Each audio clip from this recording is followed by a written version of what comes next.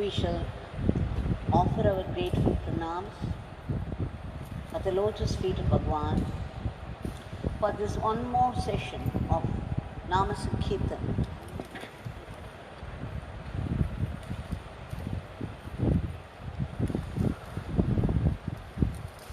Today also we shall go through one or two or three or four drops of ocean, the ocean of grace, the ocean of Leela, of Bhagwan. Today's stories may be a little different from the usual. All the same, we will be able to relive the experience of the devotees even as we go through the narration.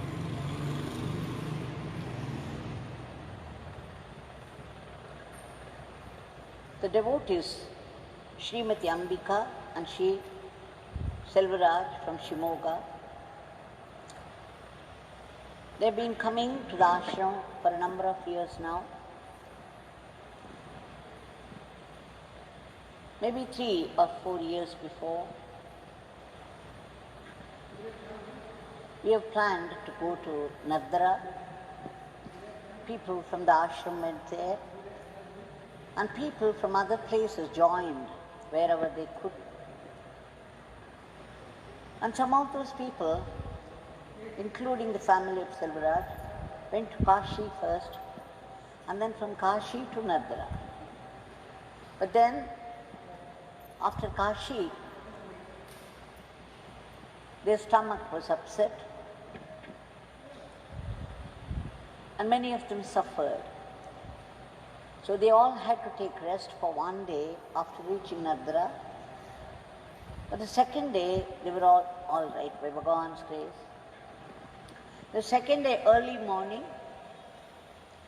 Srimati Rajeshwari Amma and other people of the ashram went to the Ganges for a dip there.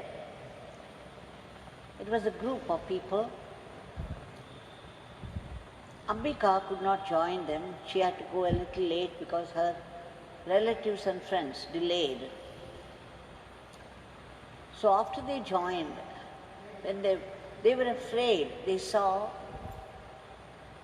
the Ganges flowing with current, and it was wide and deep. She was awestruck just looking at it, and then she remembered how Mother Ganga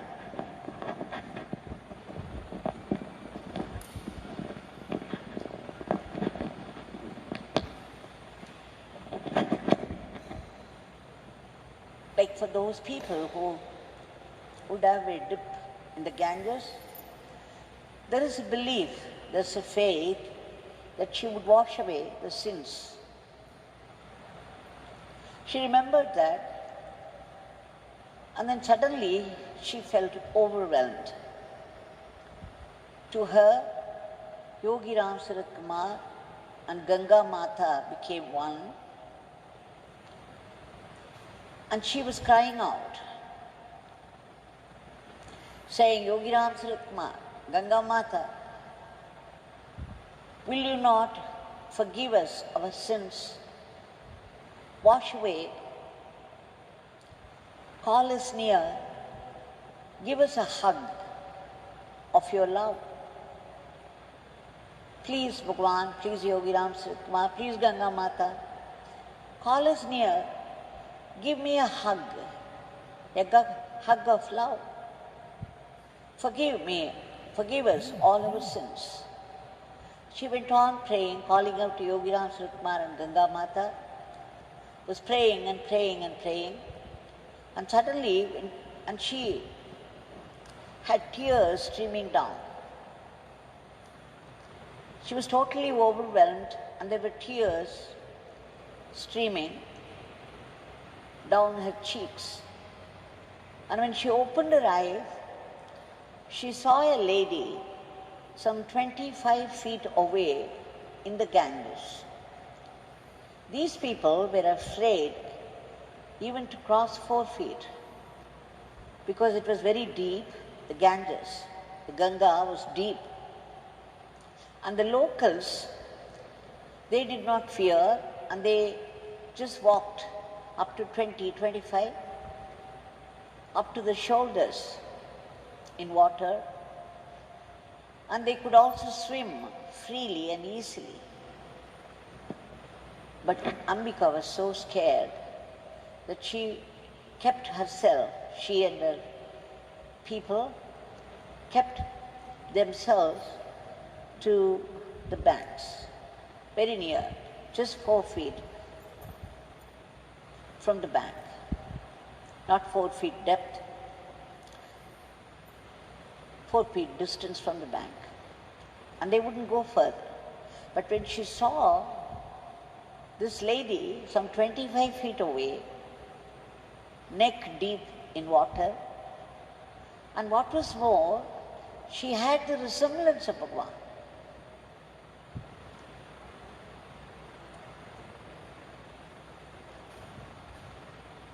And then when she was looking at her intensely, wonderstruck, that lady called out to her, made a gesture as though she was calling her to come near. They were hesitant, they were afraid to go because they did not know swimming. They were also afraid of the depth of Ganges. So when they were hesitant, that lady was very insistent, and she kept on gesturing to them to come near.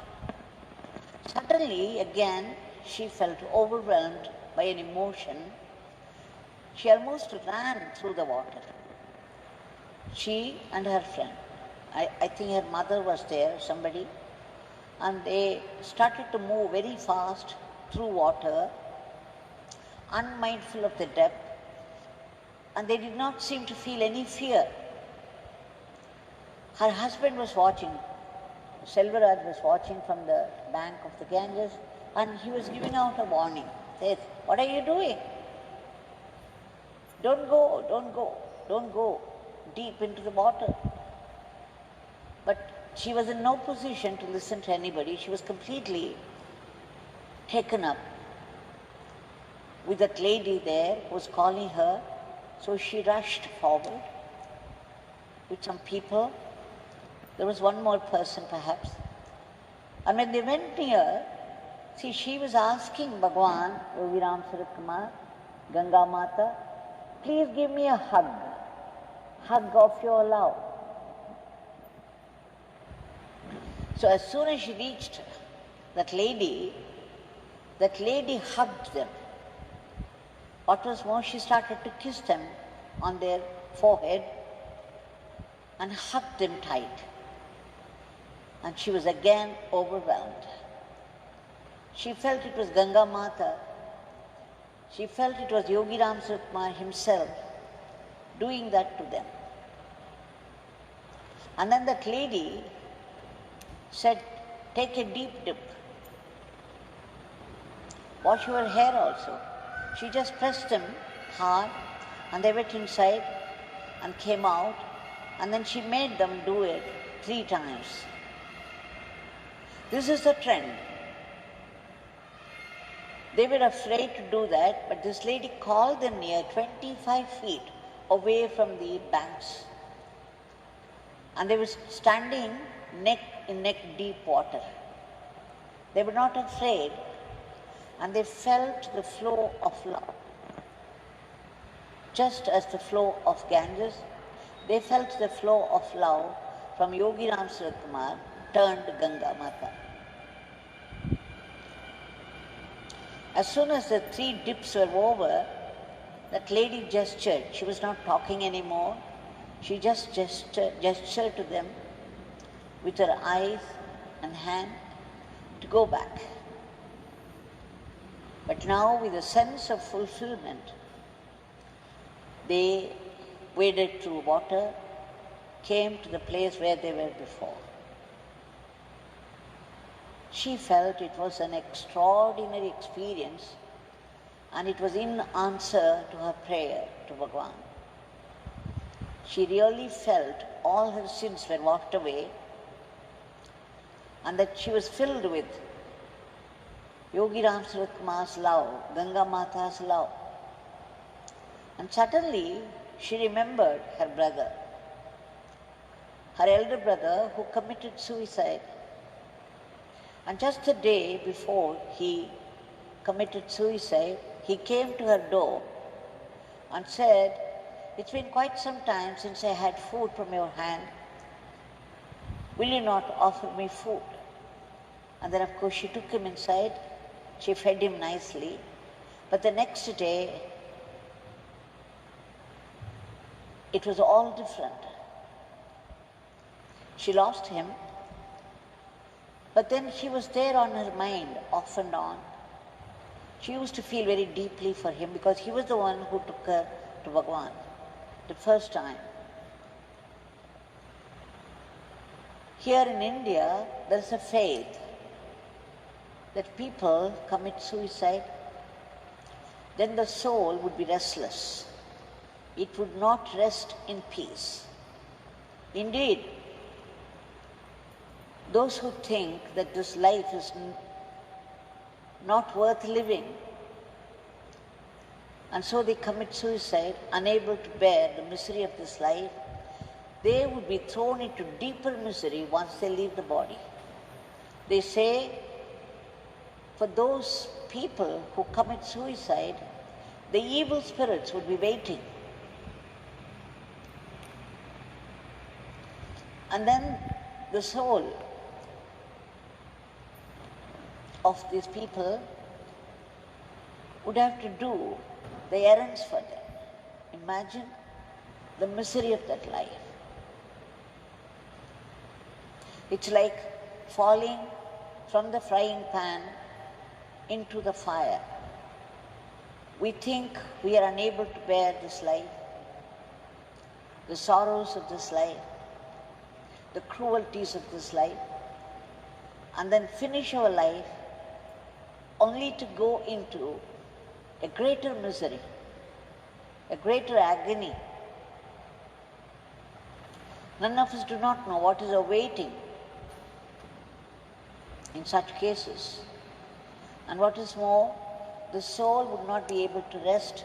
It would be doing this errand, running errands for those evil spirits for a long time.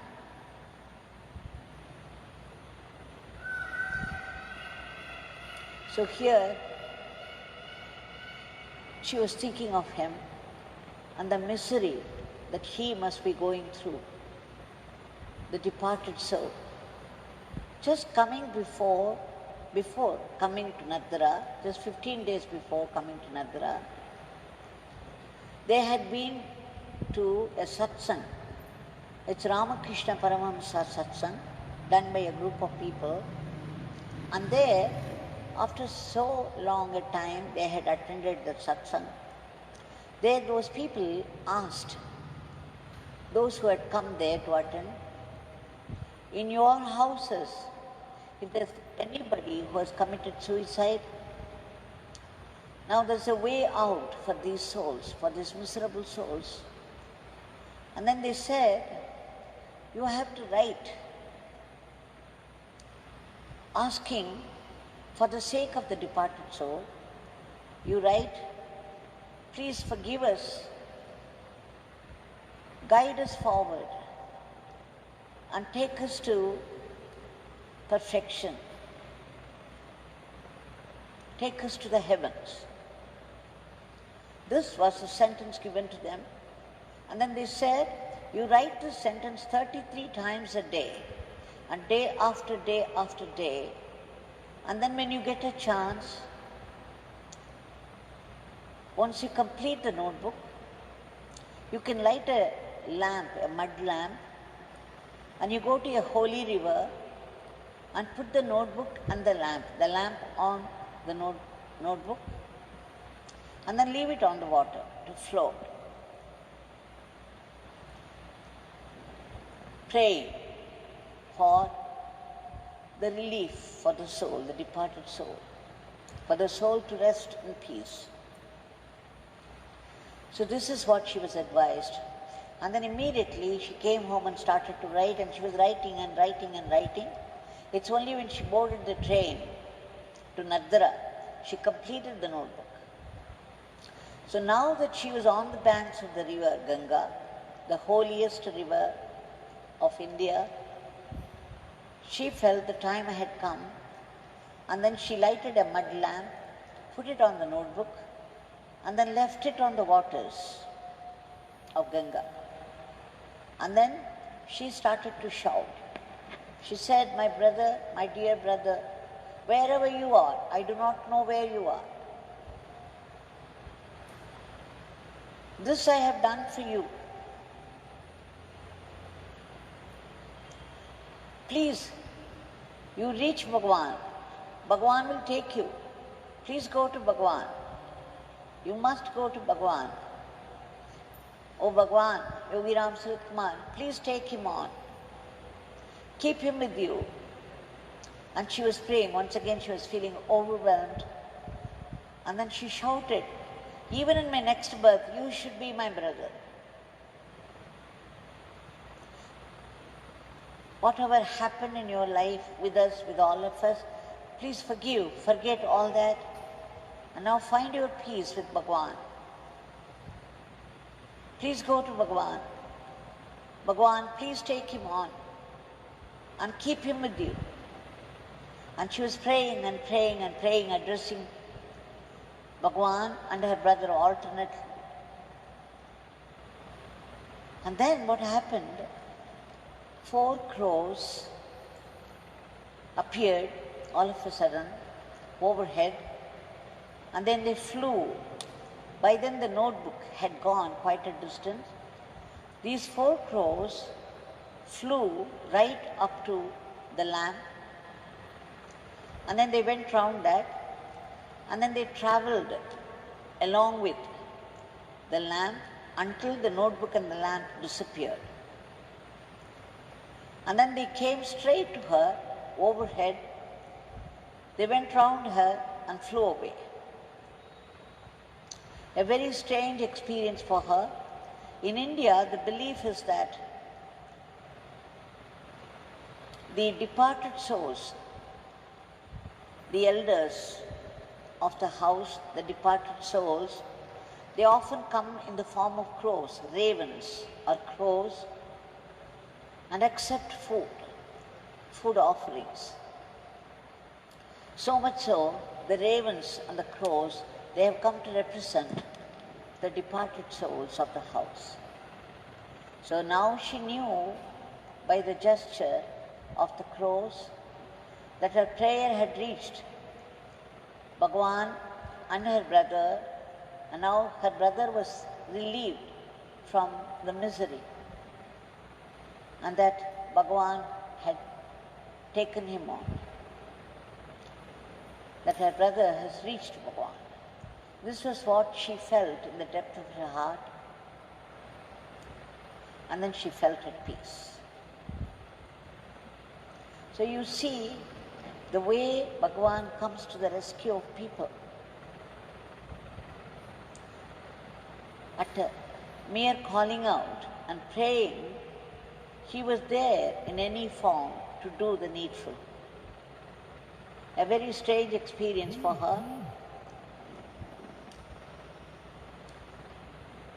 The first experience was the lady who resembled so much Bhagwan,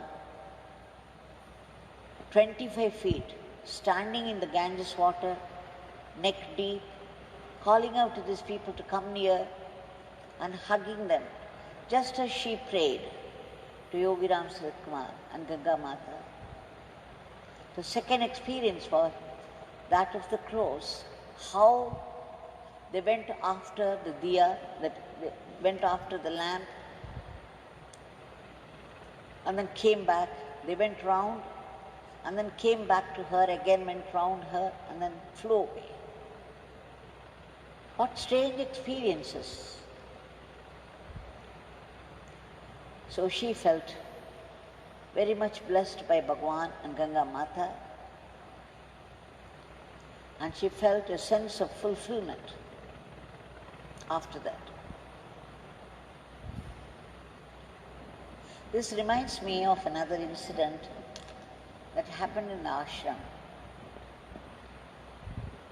Of course, Bhagavan used to feed the crows every day a new loaf of bread would be bought.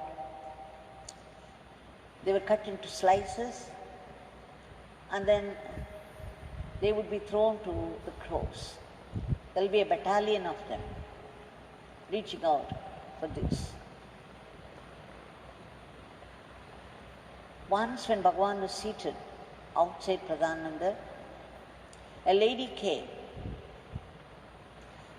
The lady's habit was every day in her house, she would put some cooked food for the crows and birds on the terrace, and then she would come down and have her food.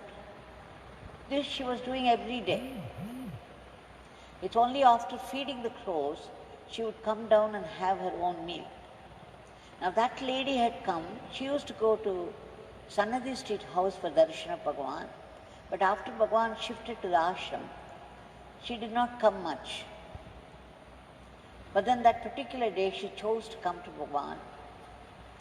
And then Bhagavan strangely asked her, Amma, you have come to the ashram?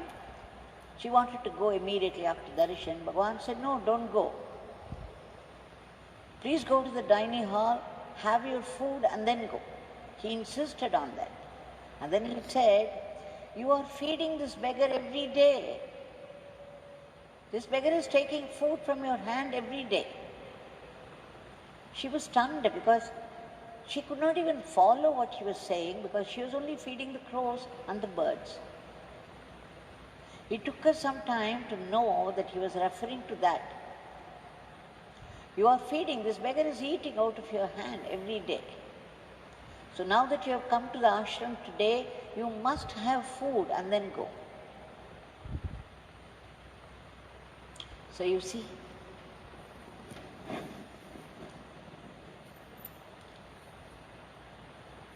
now we shall add two more experiences which are very, very different from this, very light in vein,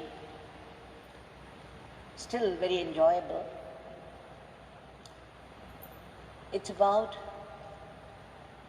her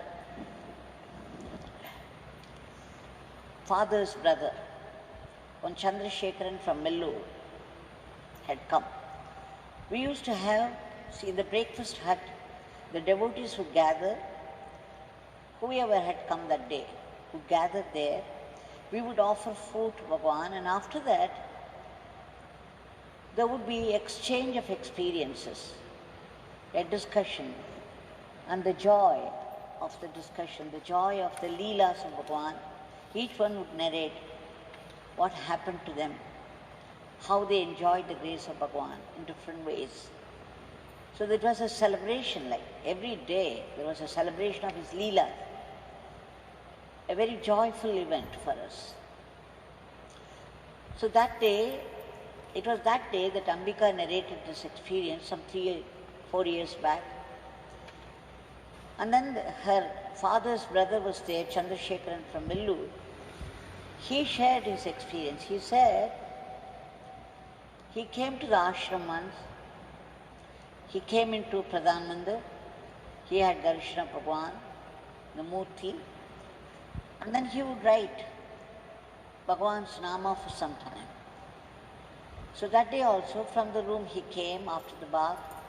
He had some coffee, came straight to Pradhan Mandir, and after worshipping Bhagavan, he started to write the name. And suddenly, he felt very hungry, very unusual for him, and the hunger went on increasing to such proportion, he was unable to bear it anymore. So he got up, he came and took a leaf cup full of prasad at the entrance of Pradhan Mandir. He ate it, and to his surprise, it only went to increase his hunger further.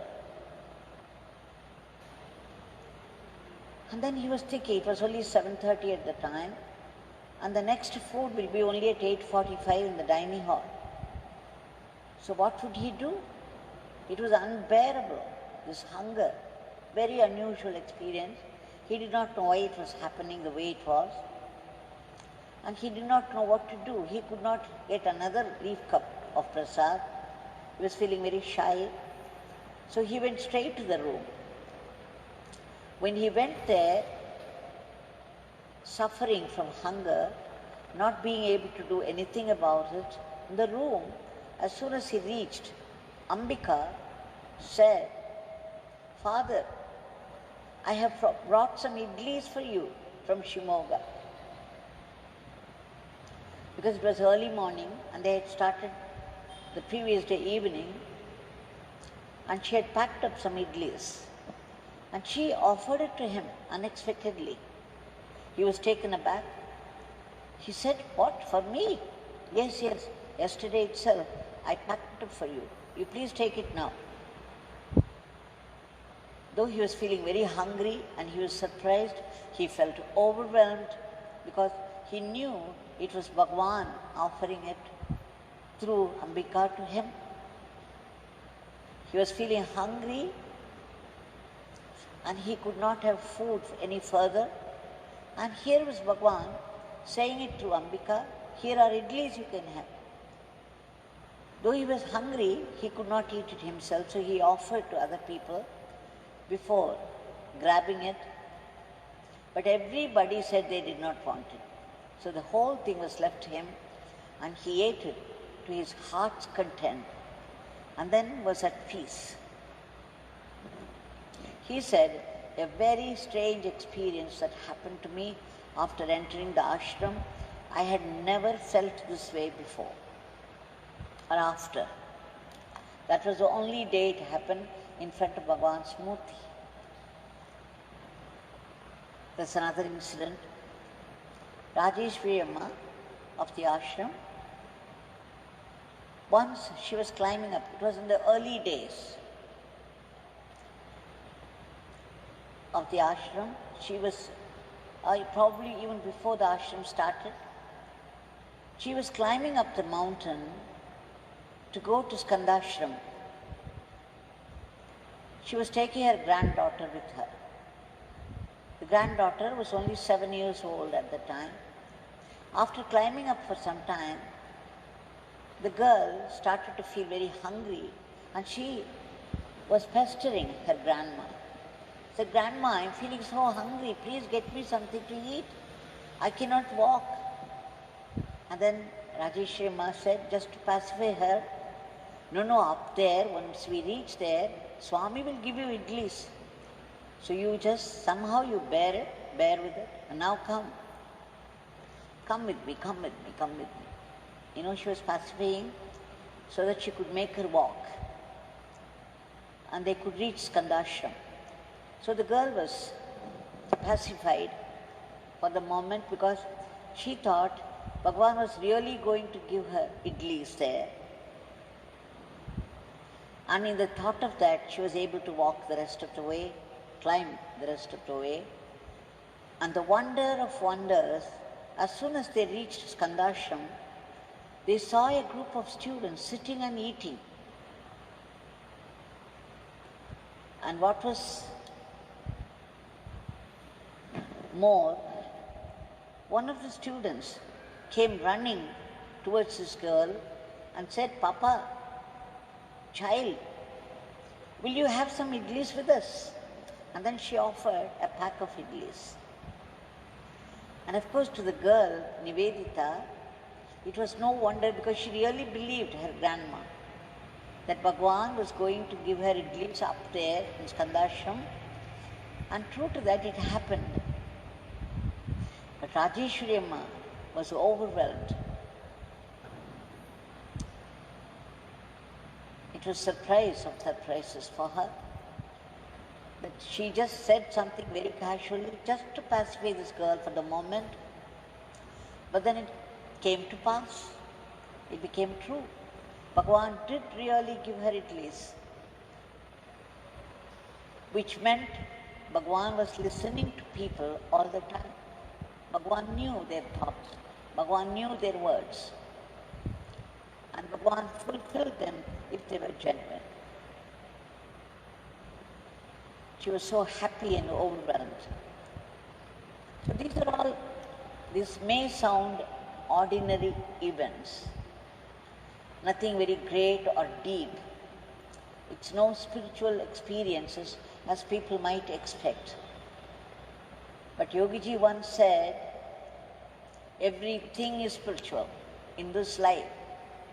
No matter how negative things look, how negative the events look, everything is spiritual. Everything is a blessing. Everything is progress. Because everything comes from the Divine Father. By Father's will, everything happens, and whatever happens is perfect, whatever happens is necessary, and whatever happens is a blessing in disguise.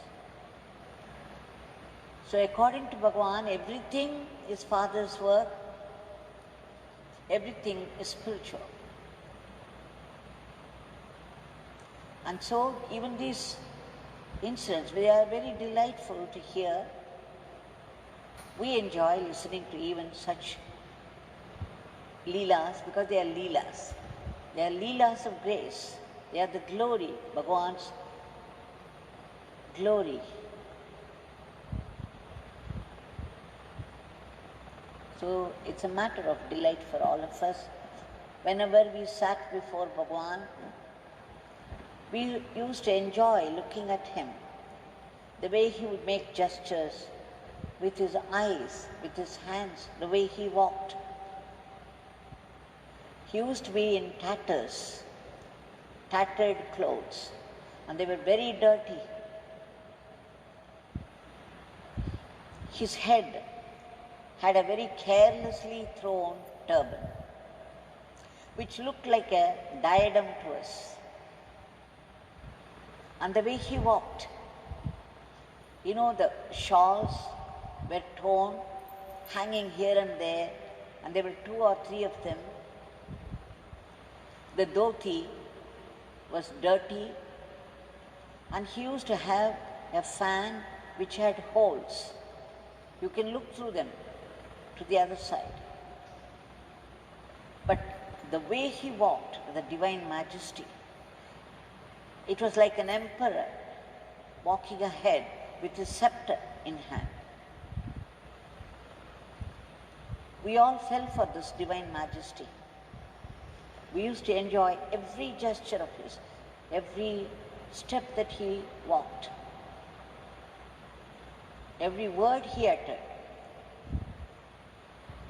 We were spellbound. So to us, these leelas are very enjoyable. We are absolutely delighted with these stories.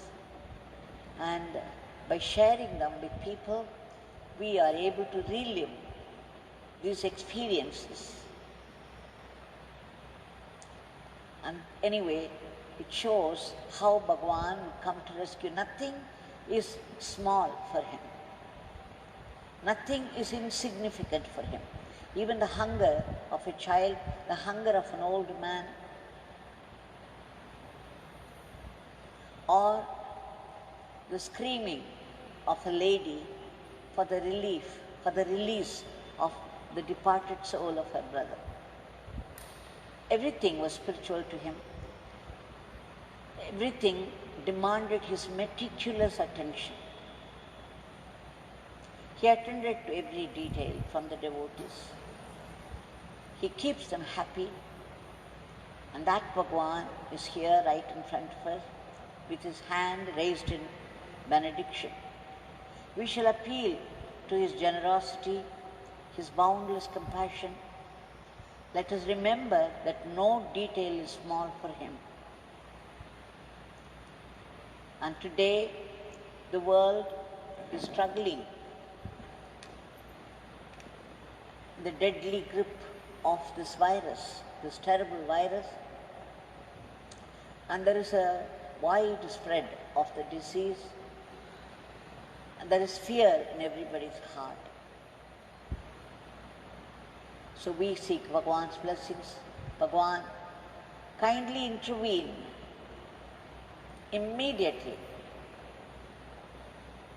to free the entire humanity from the clutches of this terrible virus. Please bring back normalcy based upon values, human values of mutual goodwill, mutual help, love, peace and joy. In every aspect of life, everywhere. And Bhagavan, please enter all these medicines announced by the medical researchers and kill this virus instantly and once for all. You are the savior. Please save us from the downfall of the economy. Give it a boost. And Bhagavan, all those soldiers at the borders in defense of the country, we pray to you for peace to prevail.